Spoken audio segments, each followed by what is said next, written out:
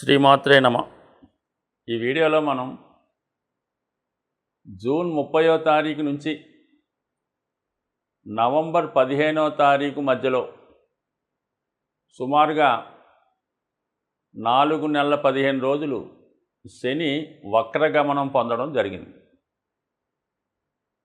So సాధారణంగా ప్రతి సంవత్సరం కూడా శని భగవానుడు సూర్య గమనాన్ని అనుసరించి ఈ విధంగా 135 140 రోజుల్లో ఇంచుమించుగా 5 నెలల వరకు కూడా ప్రతి సంవత్సరం వక్రించి ఉండడం జరుగుతూ ఉంటుంది. అయితే సంవత్సరం మొత్తం మీద ఎవరైతే జన్మిస్తూ ఉంటారో అది ఇంచుమించుగా ఈ సృష్టి ప్రారంభం నుంచి అనుకుందాం, ప్రతి సంవత్సరం ఎవరో ఒకరు జన్మిస్తూ ఉంటారు. ఈ జన్మించిన వాళ్ళు గురుగ్రహం ఇంచుమించుగా ఒక 40% జాతకాల్లో వక్రించి ఉంటాడు. అంటే ఇప్పుడు మనకేముంది, ఈ సంవత్సరం 30 జూన్ తర్వాత నుంచి నవంబర్ 15 మధ్యలో ఎవరు జన్మించినా వారి జన్మ జాతకంలో శని వక్రించి ఉంటాడు. ఇంకా నవంబర్ 15 నుంచి మామూలుగా శని రుజుమార్గంలో ఉంటాడు. ఈ విధంగా ప్రతి ఒక్కరి జాతకంలో శని వక్రించి ఉండడం కానీ రుజుమార్గంలో ఉండడం కానీ జరుగుతుంది. శని కర్మకారకుడు. జాతకుని యొక్క మొత్తం జీవన విధానాన్ని, అతని బాధ్యతల్ని, అతని కర్మల్ని తెలియజేస్తూ ఉంటుంది. అంటే జాతకుడు జీవనోపాధి కొరకు ఏ ఉద్యోగం చేస్తాడు, స్వతంత్రంగా ఉంటాడా, ఒకరి దగ్గర ఉద్యోగం చేయడం జరుగుతుందా, లేదంటే జీవితాంతం ఇతరుల మీద ఆధారపడి ఉంటాడా, లేదా తనే 10 మందికి ఆధారం కల్పిస్తుంటాడా అన్నది కూడా శని బట్టే ఉంటుంది. అటు రాజకీయ రంగంలో రాణించాలన్నా, ప్రభుత్వ ఉద్యోగం చేయాలన్నా, మరి ఒక పారిశ్రామికవేత్తగా మారాలన్నా శని ఖచ్చితంగా బలవంతుడై ఉండాలి. అప్పుడు ఖచ్చితంగా జాతకుడు బాగుపడి ఉంటాడు. సో అలాగే వివాహ జీవితం అనుకూలంగా ఉండాలన్నా, సంతానం అభివృద్ధి చెందాలన్నా కూడా శని బలం అన్ని విషయాల్లో కూడా, శని కర్మకారకుడు కాబట్టి అన్ని విషయాల్లో కూడా శని యొక్క పాత్ర ఏదో విధంగా రావడం జరుగుతూ ఉంటుంది. సహజ రాశి చక్రంలో మరి శని 10, 11 స్థానాలకి ప్రాతినిధ్యం వహిస్తూ ఉంటాడు. ప్రతి ఉద్యోగ స్థానం, 11వ స్థానం ఉద్యోగరీత్యా లాభాన్ని ఇచ్చే స్థానం. అంటే ఇంచుమించుగా ప్రతి ఒక్కడికి ఆదాయాన్ని ఇచ్చేవాడు శని, వృత్తినిచ్చేవాడు శని. అలాగే 7వ స్థానంలో ఉచ్చ పొందుతుంటాడు. అంటే వివాహ జీవితం, వ్యాపారం, విదేశ వ్యవహారం, దీనికి కూడా శనే కారణం అవుతుంటాడు. శని 7వ తులారాశిలో ఉంటాడు కాబట్టి ఉచ్చుకు పొంది. అలాగే మేషరాశిలో నీచ పొందుతుంటాడు కాబట్టి జీవితంలో కష్టపడి సాధించడానికి, అలాగే బాల్యంలోనూ వృద్ధాప్యంలోనూ జరిగే ఇబ్బందులకు కూడా శనే కారణం అవుతూ ఉంటాడు. అయితే శని వక్రించడం వల్ల ఏం జరుగుతుంది? శని వక్రించడం వల్ల ఏంటంటే సాధారణంగా శని మల్టిపుల్గా యాక్ట్ చేస్తుంటాడు.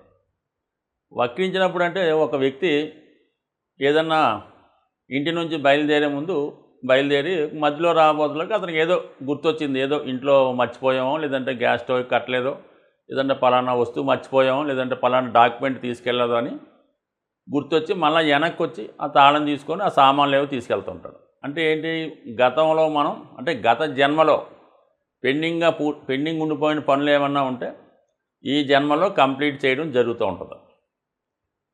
అది వ్యక్తిగతంగా బాధ్యత అవ్వచ్చు, ఏదైనా వృత్తి అవ్వచ్చు. ఏ బాధ్యత అయినా గతంలో ఏదన్నా ఒక కార్యక్రమాన్ని ప్రారంభించి తిరిగి మళ్ళీ అదే కార్యక్రమం కోసం జన్మించవచ్చు. సో అది ఈ విధంగా వారి కర్మను బట్టి పూర్వజన్మ కర్మ కొంత మిగిలిపోయింది జాతకుడికి అని చెప్తూ ఉంటుంది. అయితే ప్రస్తుత దైనందిన జీవితంలో శని భగవానుడు వక్రించి ఉన్నవాడు చాలా కష్టపడి జీవితంలో పైకి రావడం జరుగుతుంటుంది. వృత్తిలో సడన్గా అప్ అండ్ డౌన్స్ రావడం జరుగుతూ ఉంటుంది. అలాగే ఒకే వృత్తిలో కంటిన్యూ అవ్వకుండా ముందు చాలా కాలం పాటు ఒక వృత్తిలో ప్రవేశించి దాన్ని ఫుల్ఫిల్ చేస్తూ సడన్గా వేరే వృత్తిలోకి మారవలసి రావడం కూడా జరుగుతూ ఉంటుంది. అయితే చాలా హార్డ్ వర్క్ చేస్తుంటాడు. శని వక్రించి ఉన్నవాడు ఎవడైతే ఉన్నాడో వాడు జీవితంలో చాలా కష్టపడి పనిచేయడం జరుగుతూ ఉంటుంది. అయితే ఏంటంటే ఎవరి జన్మ జాతకంలో ఈ శని వక్రించి ఉంటాడో, ఇది ఇంపార్టెంట్ పాయింట్ అన్నమాట. ఎవరి జన్మ జాతకంలో శని భగవానుడు వక్రించి ఉంటాడో వారికి ఈ టైంలో అంటే గోచారరీత్యా శని వక్రించినప్పుడు జూన్ 30 నుంచి నవంబర్ 15 మధ్యలో వాళ్ళకి అన్ని కార్యక్రమాలు సజావుగా పూర్తవడం జరుగుతూ ఉంటుంది. అంటే ఆగిపోయిన కార్యక్రమాలు ఏమన్నా ఉంటే తిరిగి పునఃప్రారంభి మరి పూర్తి చేసుకోవడం జరుగుతూ ఉంటుంది. అది శని వృత్తికారకుడు కాబట్టి వృత్తి కానీ, వ్యాపారం కానీ, బాధ్యతలు కానీ, రెస్పాన్సిబిలిటీస్ కానీ గతంలో ఆగిపోయినాయి. తిరిగి ఈ సమయంలో అంటే ఎవరి జాతకంలో శని వక్రించి ఉంటాడో వాడు 30 జూన్ నుంచి నవంబర్ 15 మధ్యలో మరి ఆగిపోయిన కార్యక్రమాలు, కొత్త కార్యక్రమాలు, అతని జీవితాశయాలు కష్టపడి చేయడం వల్ల ఖచ్చితంగా నిరుద్యోగులకి ఉద్యోగం వచ్చే అవకాశం ఉంటుంది. వ్యాపారస్తులకి కొత్త వృత్తి ప్రారంభమయ్యే అవకాశం ఉంటుంది. అది ఇంకా రాశుల వారీగా ఒకటి తెలుసుకుందాం. ప్రస్తుతానికి మాత్రం ఇది శని ఎవరి జాతకంలో వక్రించి ఉన్నాడో వాడికి ఇది ఈ 135 రోజులు ఒక గోల్డెన్ పీరియడ్గా మనం భావించవలసి ఉంటుంది. మీనరాశి వారికి ప్రస్తుతం ద్వాదశ భావంలో ఉన్నటువంటి శని మరి ఈ వక్ర గమనంతో లాభస్థానంలోకి రావడం జరుగుతుంది. అంటే యాక్చువల్గా రాడు, వక్ర గమనంలో 11వ భావ ఫలితాలు కూడా ఇవ్వడం జరుగుద్ది. ఒక విధంగా మీనరాశి వారికి చాలా వరకు రిలీఫ్ వచ్చినట్టే. తిరిగి ఒక్కసారి వాళ్ళ యొక్క బడ్జెట్ తిరిగి ప్లాన్ చేసుకోవచ్చు మాట. మరి 11లో రావడం వల్ల ఆదాయ వనరులు కనబడుతుంటాయి. మళ్ళీ ఏమన్నా ఈ ఉద్యోగం మారొచ్చా, కొత్త ప్రయత్నం చేసుకోవచ్చా, లేదంటే మనకి ఏమైనా రావాల్సినటువంటి ధనం ఏమైనా వచ్చే అవకాశం ఉన్నదా, లేదంటే కుటుంబ సభ్యులకి ఏమైనా వాళ్ళకి ఉద్యోగాలు వచ్చి వాళ్ళ బాధ్యత మనం ఏమైనా తగ్గుతుందా అన్న విషయంలో మీకు మళ్ళా ఒక మంచి భావంలోకి శని భగవానుడు రావడం జరుగుతుంది. అయితే 12వ భావంలో తను ఉండడం జరుగుతుంది. అయితే ఒకసారి మీరు ఏమైనా రాంగ్ ఇన్వెస్ట్మెంట్ చేసుకున్నా, రాంగ్ నిర్ణయాలు తీసుకున్నా, అదనపు బాధ్యతలు మీ నెత్తి మీద వేసుకొని ఉన్నా వాటి నుంచి బయటపడే విధంగా మిమ్మల్ని ఒక్కసారి ఆలోచించుకోమని చెప్తూ ఉంటుంది. దాని తర్వాత ఏంటంటే మీరు ఏమైనా మరి సాధారణంగా ఏలినాటి శని స్టార్ట్ అయ్యేటప్పుడు జాతకుడు ఏదో ఒక విధంగా అంటే బలహీనతకి లొంగడం జరుగుతుంటుంది. సరే శని ఒకసారి పరీక్ష కూడా చేస్తుంటాడు. అప్పుడు దాకా చాలా పవిత్రంగా ఉన్నవాడికి ఇదే సమయంలో ఏదో ఒక స్త్రీ పరిచయం అవుతుంది. లేదు మగపిల్లలు అనుకోండి, అమ్మాయిలు అనుకోండి, వాడికి ఏదో బాయ్ ఫ్రెండ్ రూపంలో వాడు ఏదో చాలా బీదగా ఉన్నాడు, చాలా ఇబ్బందిగా ఉన్నాడు, ఆఫీసులో ఏమీ పనిచేస్తున్న పాపం చాలా వాడికి ఏదో భారీ ఇబ్బంది పెడుతుందని వాడి మీద జాలి చూపిస్తుంటారు. ఈ జాలి చూపించడం వీళ్ళ ఒక విధంగా అనుకుంటే వాళ్ళొక విధంగా అనుకుని నెమ్మదిగా వాడి యొక్క బాధ్యత అంతా వీళ్ళు తీసుకోవడం జరుగుతూ ఉంటుంది.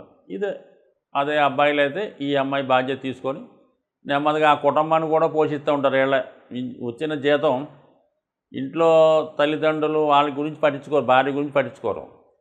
ఈ కొత్తగా పరిచయమైనటువంటి కొత్త ఫ్రెండ్ వాడి భార్య కోసం వాడి పిల్లల్ని చదివించడం, వాడికి ఏమన్నా ఇన్వెస్ట్ చేయడం కానీ, వాడికి బండి కొనివ్వడం కానీ చేస్తుంటారు. అదే అబ్బాయిలు అయితే అమ్మాయి వాళ్ళ తల్లిగారికి ఇలా పెట్టుబడి పెట్టి వీళ్ళ అప్పులు పాలవడం జరుగుతుంటుంది. ఈ విధంగా పొరపాటు ఏమైనా చేసి ఉంటే దాన్ని వదిలించుకునే ప్రయత్నం కూడా చేసుకోవడం, లేదా ఏదో ప్యాకెటో ఇంకోటో ఈజీ మనీ అలవాటు పడి ఉంటే దాన్ని మళ్ళా ఒక్కసారి అవకాశం మాట వీళ్ళకి అంటే ఏదన్నా నేను బాబు ఇప్పుడు నేను మీ మీద దృష్టి పెట్టి ఉన్నాను, మీరు జాగ్రత్తగా ఉన్నావా సరే, లేకపోతే నేను మొత్తం నాశనం చేయడం జరుగుతుంది, అంటే క్రమశిక్షణ చేయడం జరుగుతుంది. మరి ఇప్పుడు ఏవో నువ్వు కొన్ని పొరపాట్లు చేసినట్టు ఇండికేట్ చేస్తుందని ఒకసారి చూస్తాడు, చెక్ చేస్తాడు, మొత్తం చెక్ చేస్తాడు. ఎక్కడన్నా పొరపాటు కనబడిందా అంటే మళ్ళీ మిమ్మల్ని ఇంకొకసారి వాషింగ్ మిషన్లో వేసి మరి ఆ బటన్ నొక్కడం జరుగుతుంది, హార్డ్ వాష్. ఆ విధంగా మళ్ళీ ఒకసారి శుభ్రం చేసి మళ్ళీ ఇంకొక అవకాశం ఇవ్వడం జరుగుతుంది అన్నమాట. అందుకని మీరు ఖచ్చితంగా ఈ సమయంలో అంటే కొన్ని బయటపడవచ్చు, కొన్ని సమయాల్లో బయటపడలేం.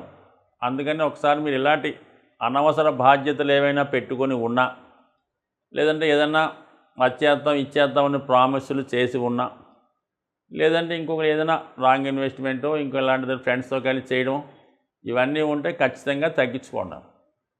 ఎప్పటికైనా మీరు దాని నుంచి బయటపడి ఫ్యూచర్లో ఉపయోగపడేది ఏదో మీ పిల్లల చదువు కోసం డిపాజిట్ చేయడం నెలకింతని, ఏదైనా ఇల్లు కొని దాని మీద కొంత అప్పు చేయనా పర్లేదు ఇల్లు కట్టుకోవడము, ఇలాంటి కార్యక్రమాలు చేయండి.